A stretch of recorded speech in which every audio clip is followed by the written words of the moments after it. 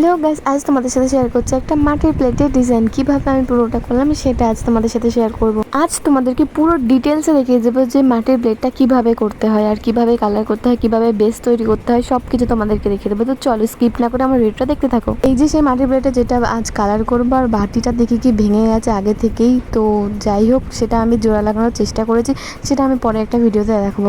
আমাদের একটা অনেক ভালো বেস তৈরি করার জন্য, যাতে অনেক বেশি গ্লো দেয় দেখতে পরে, তার জন্য সবার প্রথম কাজ হলো সিরিজ কাগজ দিয়ে থালাটাকে ভালো করে ঘষে নেওয়া। আর আমাদের সেকেন্ড কাজ হচ্ছে থালাটাকে ঘষে নেওয়ার পর ভালো করে জল দিয়ে ধুয়ে মিনিমাম আধ ঘন্টা কড়া রোদে শুকানো। শুকিয়ে যাওয়ার পর চলে আসবো কালারে। তো আমি বেস কালার করার আগে একটা প্রাইমার হিসেবে হোয়াইট কালারটা ইউজ করেছি, তারপর আমি বেস কালার ইউজ করছি। তো আমি বেস কালার বলতে এখানে আকাশি কালারটা আর লাল কালারটাই দেবো। সব থালাগুলো তো রেডি করা হয়, তো ভাবলাম আজকে একটু অন্যরকম করা হোক। আর থালাটা করা হচ্ছে জন্মাষ্টমী হিসেবে, তো সেই জন্য আকাশি কালারটা দেওয়া মাঝখানে। বেস কালারটা কমপ্লিট করার পর আমরা আরো একবার রোদে শুকিয়ে নেব, তারপর আমরা যা ইচ্ছা তাই কলকা করব, ডিজাইন করব। তোমরা সব সময় মনে রাখবে যে ভেজা মাটির থালায় কখনো কালার করবে না, কালার করলেই কিন্তু তারপরে উঠে যাওয়ার চান্স থাকে।